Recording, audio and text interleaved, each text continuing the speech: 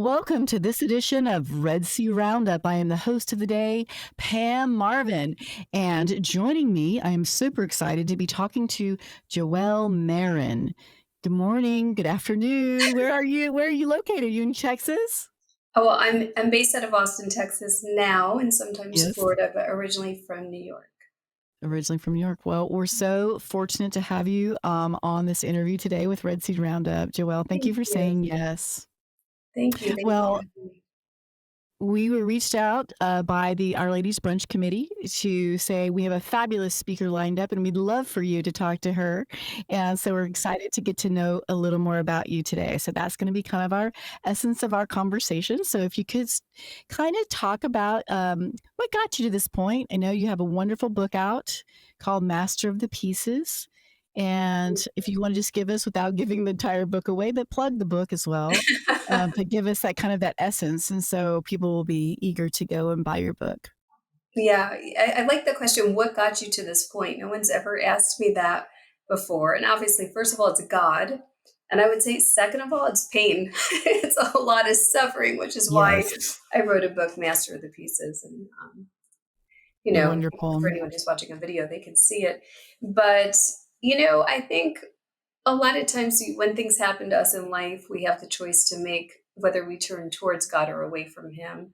And I spent many years turning the wrong direction. And 12 years ago, I had this kind of near death experience where I saw my life flash before my eyes. I saw all my sins in full light. I didn't even know I was in sin. And I didn't realize the ripple effect of what we do in life. And that event shook me up beyond belief. I was shown I didn't love, and God has given me another chance. So, in a nutshell, Mm, that was kind of the turning point of that. But it was through a lot of pain and brokenness that I realized I was broken, and then there really was nowhere to go but up. And God gave me this grace, not because I'm special.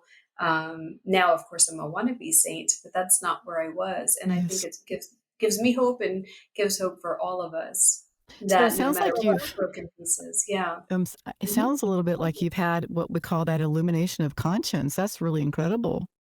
Yeah, yeah. I mean, it took years to find out the name for it. Happened 12 years ago, and I was away from the church at the time. I was like singing in a church. I signed a contract, and as a performer, I loved that. But I really was not worshiping in my heart. It was Mm-hmm. just completely a Right. misdirected use of gifts. And it took years. I read the whole Bible front to back after that happened. I eventually returned to the church, got a spiritual director, couldn't believe, what I was missing all those years. And I found out it's called an illumination of conscience that we are all going to get. And it's in the catechism. Um, at, at our death, we all get it. It's like a mini judgment is what I experienced. And then at the second coming of Jesus, the whole world will get it at one time. So whether that's in our lifetime or not, I don't know. But I Right. think we need to be ready. And it's not even though it was so painful, it's not a scary message of be ready because God is this mean God. It's like be ready because you're going to wish that you loved. And when you see that you haven't, it hurts you, to see that you've hurt God. And so, and then like one of the worst things we could do is misuse our gifts and the graces we've been given. And when you see like, oh my goodness, like each one of us actually, like there was a mission for us. And it doesn't have to be ministry, can be anywhere. It could be, among the pots and pans like St. Teresa of Avila says, but to like come to the knowledge of, oh my goodness, my life on earth is over and I didn't live it, the pain Mm-hmm. of that. So I think it's a positive message of like, now's the time to love. Now's the time to be who you're created to be and know that God is not trying to condemn you. He's actually trying to raise you up. It's all about the resurrection in our lives and being the master of our pieces. And it's through pain and suffering where that part's not going away. It's that we can like unite our cross to his and then let him help carry it instead of just trying to carry everything on our own. And it's easier said than done. I mean, Sure. it's been 12 years and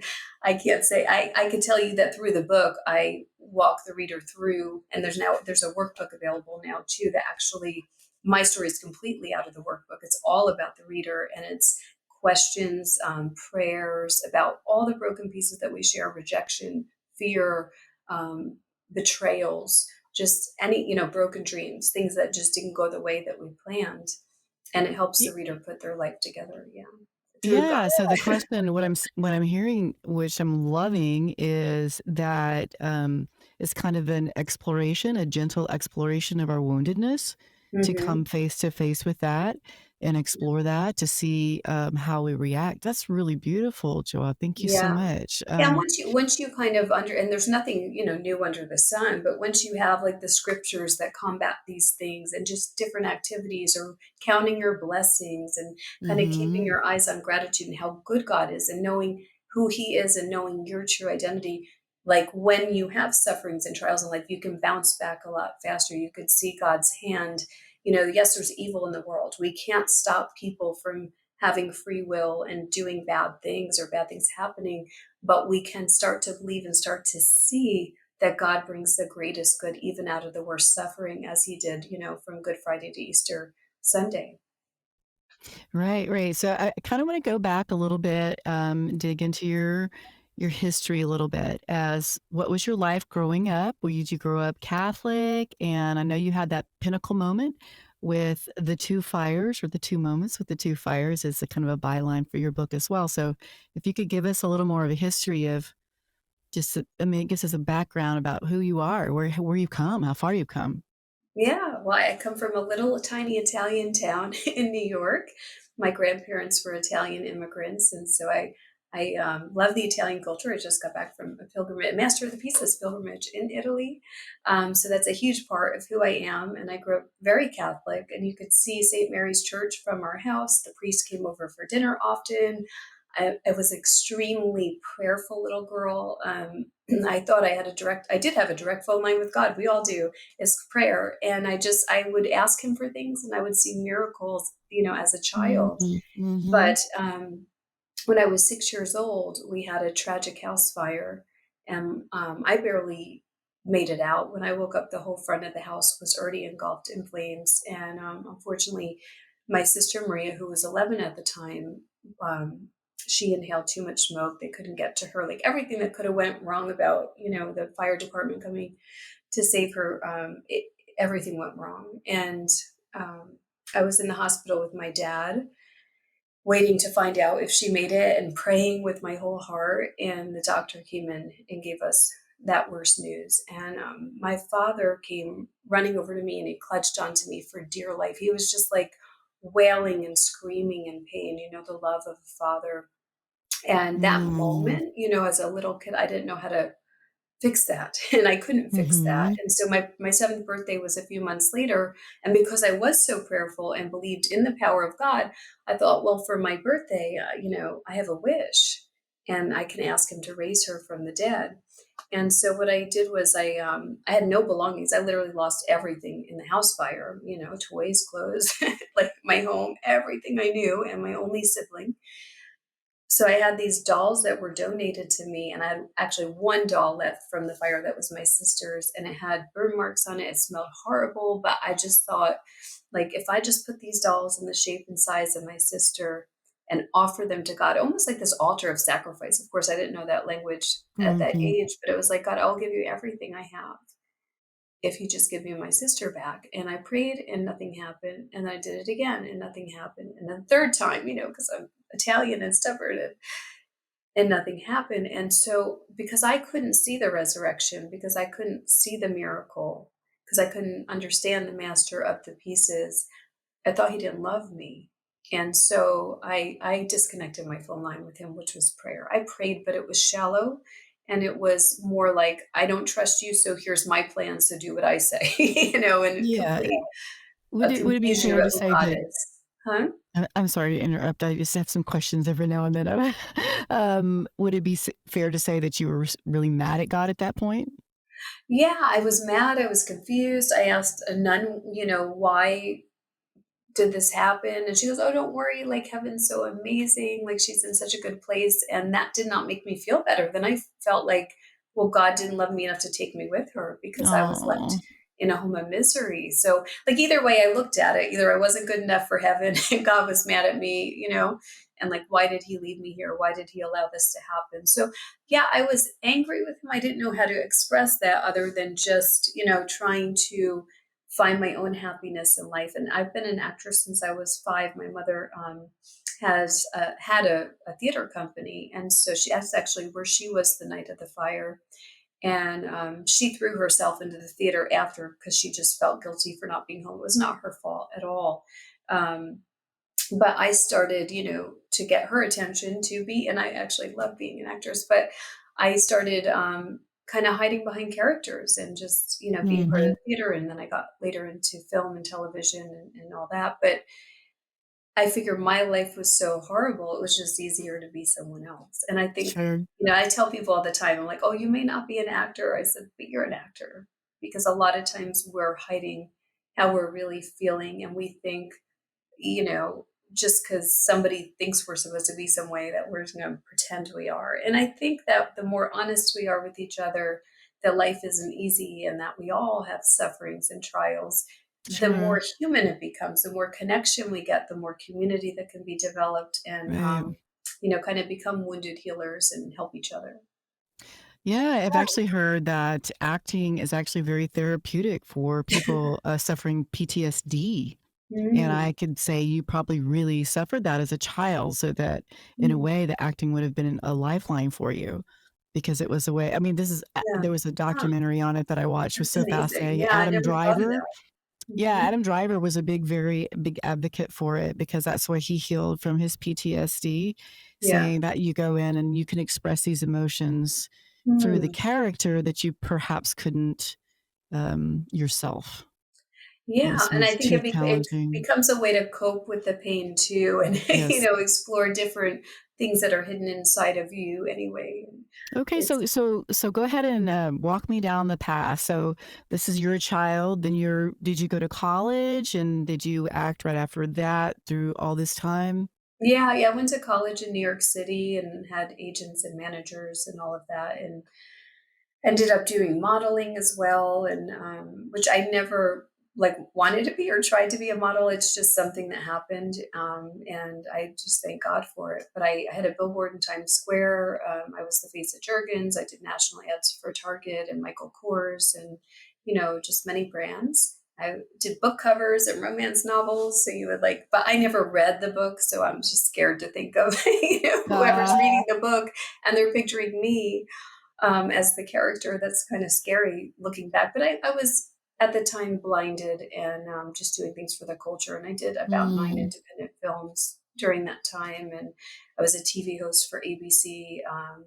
And then I became a cosmetic company CEO. So I was kind of like, in a way, it was checking boxes because I just thought, like, if I attain something, then I would be happy, sure, and if I right. can buy this, I'll be happy. And this next car, this next house, and I had 2 beach houses, and so I just started acquiring things that are not bad in themselves. I think it's okay to have wealth. I think it's okay to have health and, all good things in your life if they're directed and you realize that you none of it's really yours. It all belongs to God Mhm. and that it needs to be used in the right way. So I just kind of he was in the picture but out of the picture, and Right. I felt that emptiness inside, that hole in your heart that only God can fill. Mhm.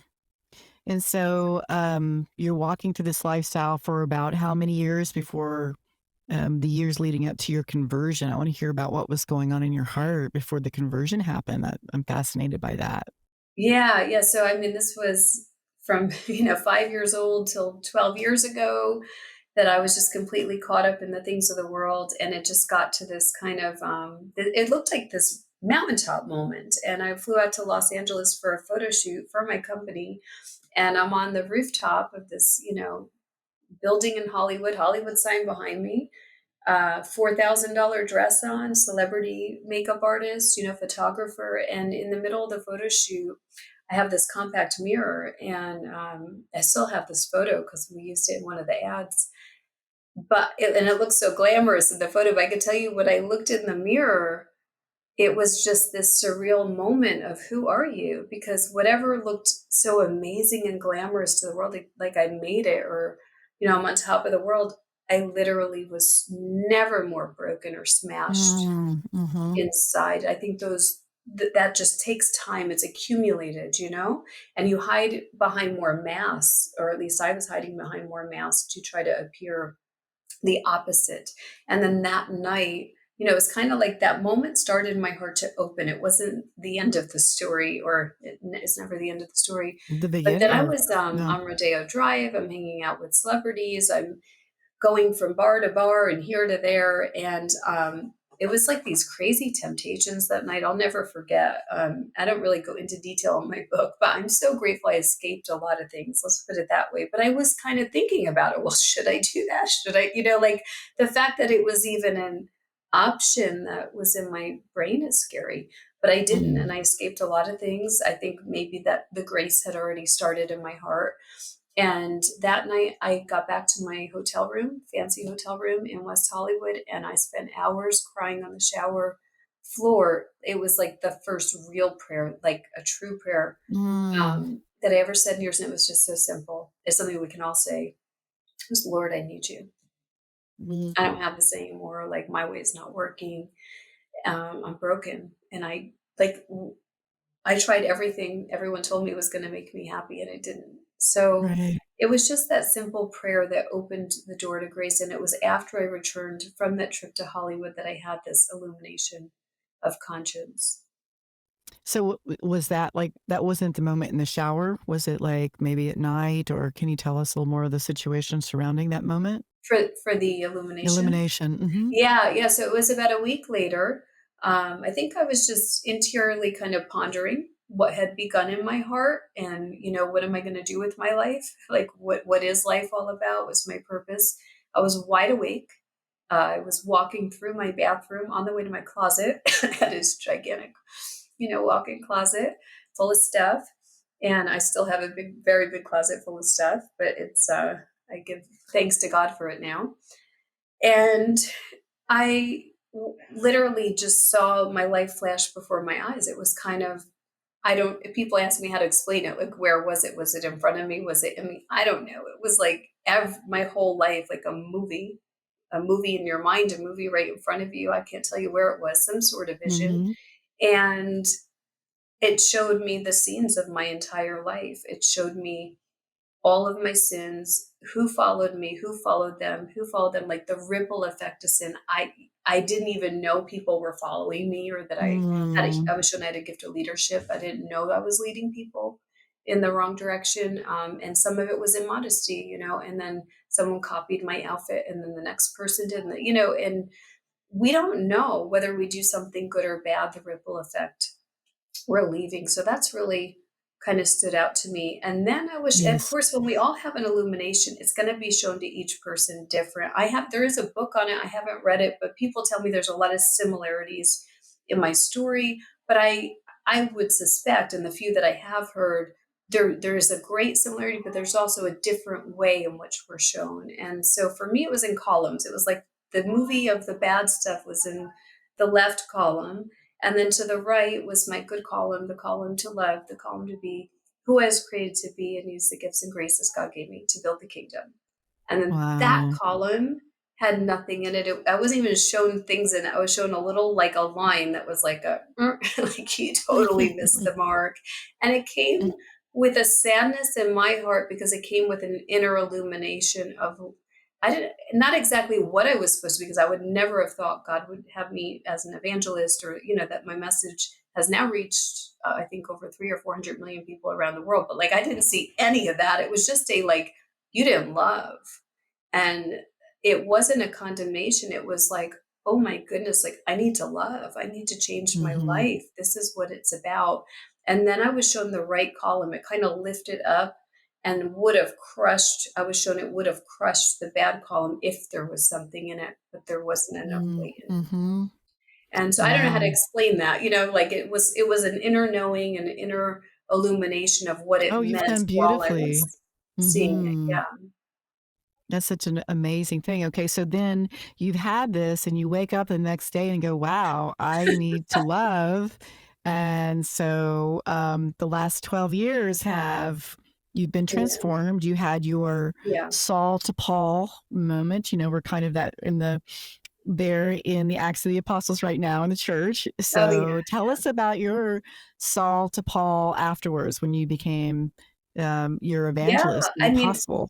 that event, it freaked me out. I was just Mhm. like, and some Understandable. people are like, they want what I had, and I'm like, "Are you sure?"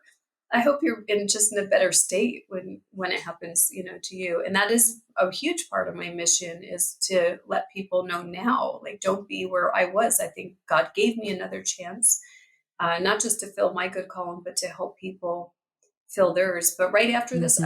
I read the full Bible front to back in 2 months.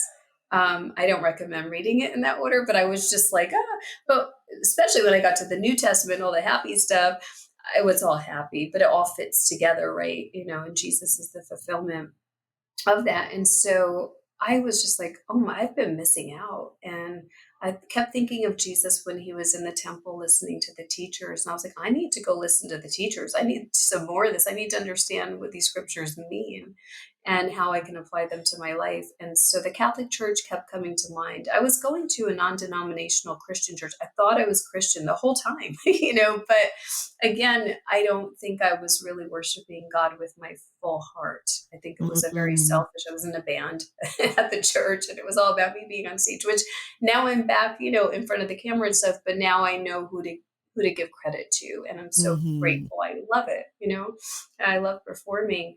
But it's not about that. To me, it's about mission now and leading people in the right direction through art, and doing good things. Right. So then I Right. returned to the church. I got a spiritual director. I joined the Carmelites, the OCDS, the Secular Order of Discalced Carmelites, for 4 years. I made my first promises.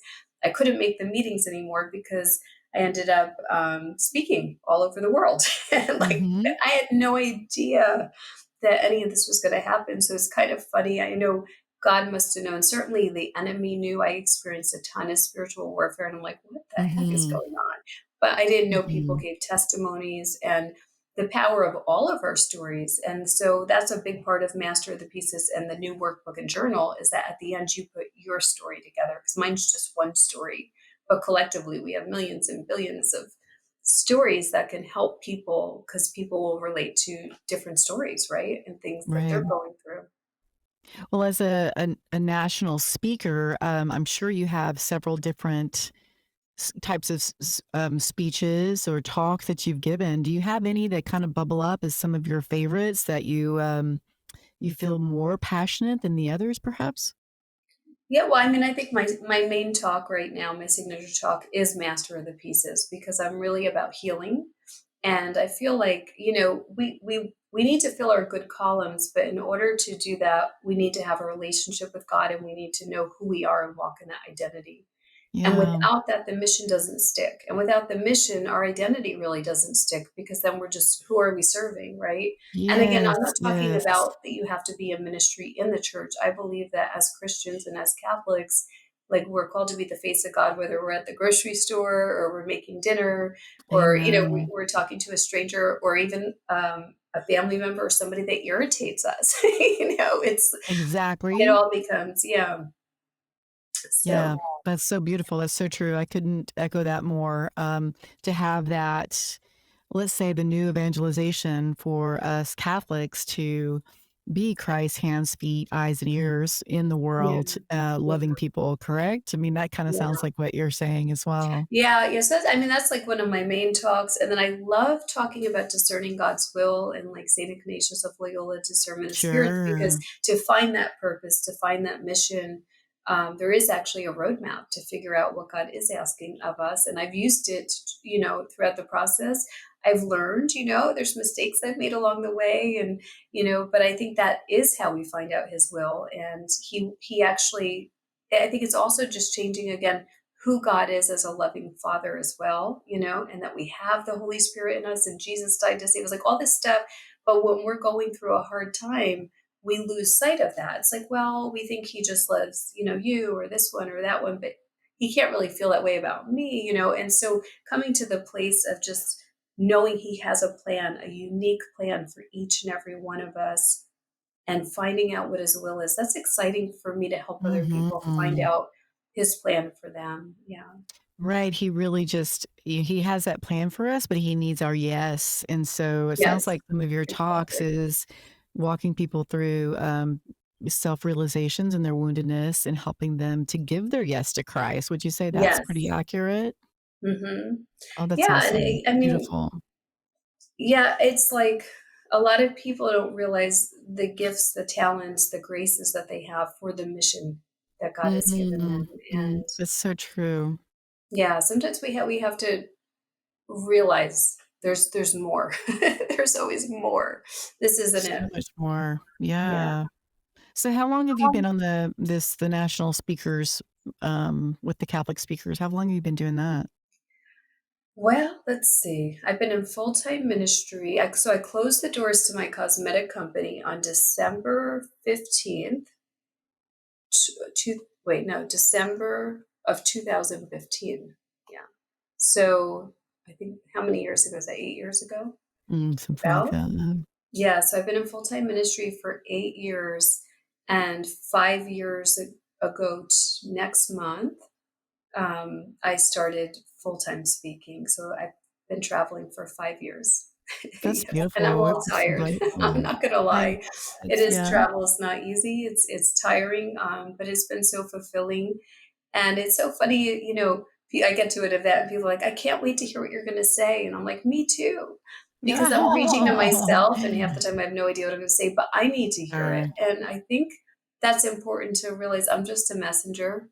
I'll go wherever God calls me, but the message is for all of us, myself included, and it is the good news, and I think that's one of the things I love telling people is really about the resurrection. And we just Mm, passed Easter and we're coming into Pentecost, and really to become on fire with it. Why not? Why are we just like sitting at home and being defeated? No, it's time to rise yes. up. I love helping people push past the fires and the fears in their life, and just like, why? Yay. And why can't you do that? And if you Right. ask God to start dreaming in your heart, anything is possible. Mm. Yeah, that's why I love the Acts of the Apostles, and especially I don't know why this year it hits a little different because Yeah. it feels because where sin abound, grace abounds all the more, and in this world Hmm. that seems so, so dark, I feel like his grace Yeah. is more abundant. And the Acts of the Apostles and seeing what they did, like raising the dead and curing and Yeah. everything like that is available for us as well, Amen. with our faith, and it sounds like that's kind of your mission to kinda ring that bell and to remind everybody who we are in Christ. Yeah. Yeah. When you start to see miracles in your life, you realize they're not just for you, and God has miracles for all of us. And if we walk around and we forget the resurrection, then we've missed the whole point. And, Jesus says, "You'll do greater works than me." And so why not try? Now I've been asking for bilocation for a long time and it hasn't happened, you know, Right. but, Not your time but yet. hey, you never know. Maybe one day you'll be like, "Hey, she was here or there."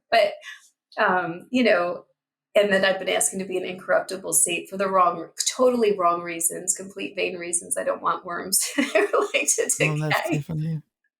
But Right. I laugh with. I think it's like, but I laugh with God about that. I think I'm ridiculous. And I think he Mm. probably works with me, in my weakness. And we're Sure. like, yeah, you're ridiculous, but I love you. And I think it's so funny that you're even playing with me in this way, like a daughter would with her daddy.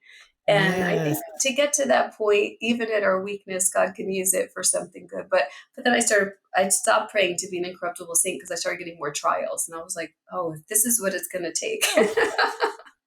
Oh, you but know, I mean, things don't come easy. And someone said to me once after a talk, and they were like, "How does it feel now that you have no suffering?" And like I laughed in their face, but because sure. our suffering doesn't go away, but we can have joy, and we can still move forward, and we can still help people, and we can still love, and we can be happy, and we can accomplish things even in the midst of a pain or a Mhm. trial. And a big part of that is just faith. I mean, in the Bible, it says so many times, like, your faith has saved you, your faith has made you well, your faith has healed you. I think that's where Mhm. we're lacking. We can go to church every Sunday, but when we have adversities and fires in our life, we're like, do you love me, Lord? And that's where the temptation of the enemy is God a good father? And when Jesus was in Exactly. the desert, his temptations are like, if you're the son of God, like, let me test your identity. Mhm. And I think when you get to the place where you're like, wow, Lord, that you could be crying and just be like, Lord, I can't believe this happened. This hurt.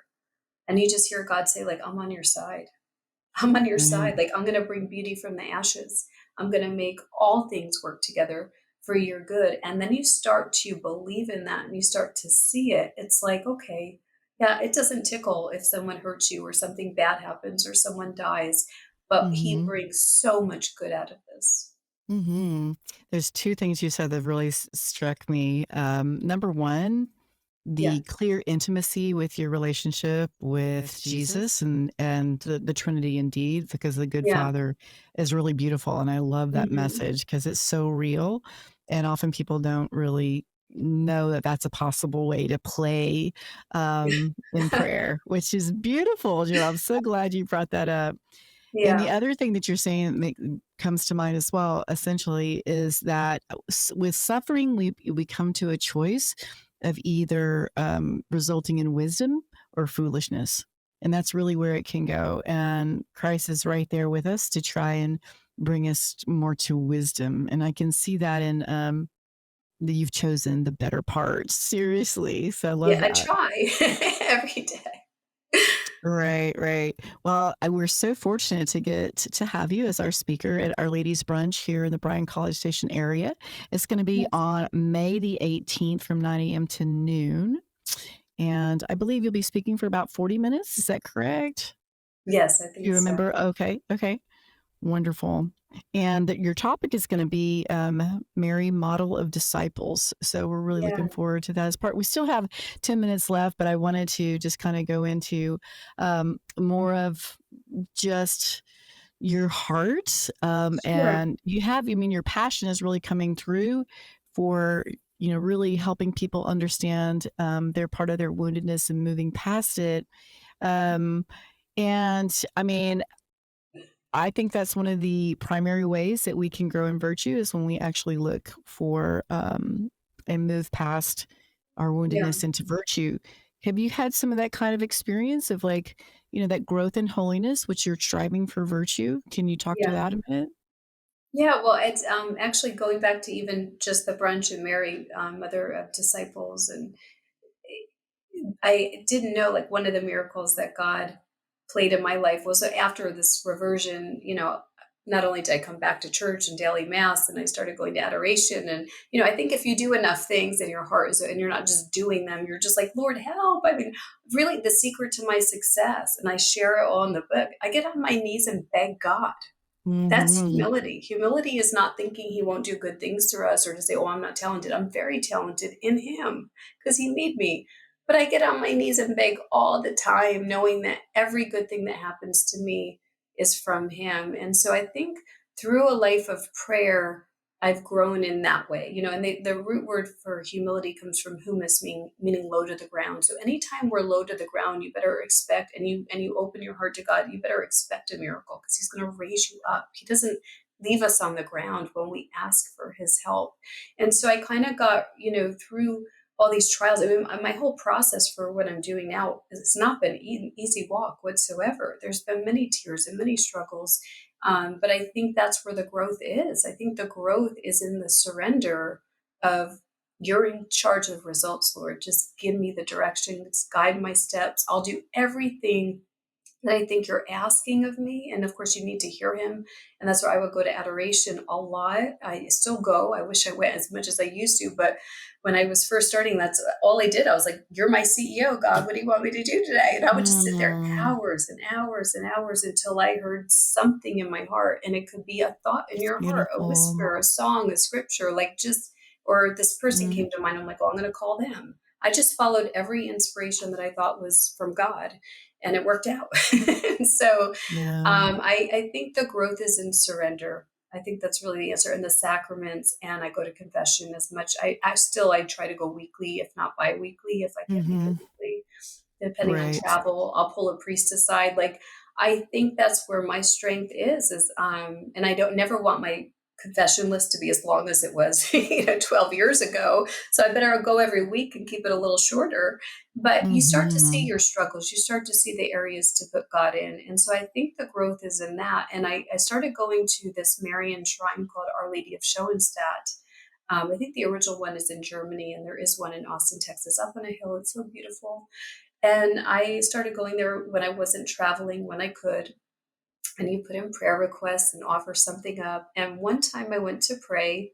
It was actually during COVID, and speaking events had stopped and everything came to a halt. And I went to pray because there was a film on my heart that I felt that God wanted me to write based on this experience. It's not the full thing, but has a glimpse of the illumination of conscience. And I went to Mm. pray about it and like, God, do you want me to go back into acting or whatever? I pull into the shrine parking lot and my phone lights up and it says, there's a film about the Eucharist. Are you interested in being in it? I'll connect you with the Oh director. my And I was just word. like, okay, yeah. Like I didn't tell them I'm at a shrine asking God the same thing. So I went in and I asked Our Lady, I said, can you just intercede and inspire the director to whatever character God wants me to play? So I mean, I'm thinking like, at the most Mary Magdalene, like a horrible sinner, or maybe just like some extra or somebody in the background. I was just open to whatever God's will was. But the director actually saw Mary in me. And I mean, that was probably the biggest compliment I'll ever get in my life. Wow. And, you know, studying her and playing the role, there's a new film coming out, The New Manna, and it is about the Yes. Eucharist. And it's a docudrama and Dr. Scott Hahn is in it. Father Donald Calloway, Blessed Carla Ukuda's mom is in it, and she's a producer on Nice. the film.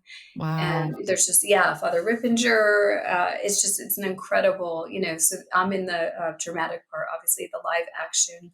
But Right. to study Our Lady in more depth, I mean, I studied her already in the Carmelites, but to really like try to become Our Lady in a character, it obviously you can't, and I finally just felt her saying like, just be you and let the Holy Spirit shine through Right. and be the rest, because you can only do so much. But just studying her and wanting to grow in virtue, I think seeing how far I still had to go after all those years. I tried to be her for 10 minutes, and in my thoughts I couldn't keep like the purest thoughts for 10 minutes. If pay attention to your Wow. thoughts for 10 minutes, it's not just me.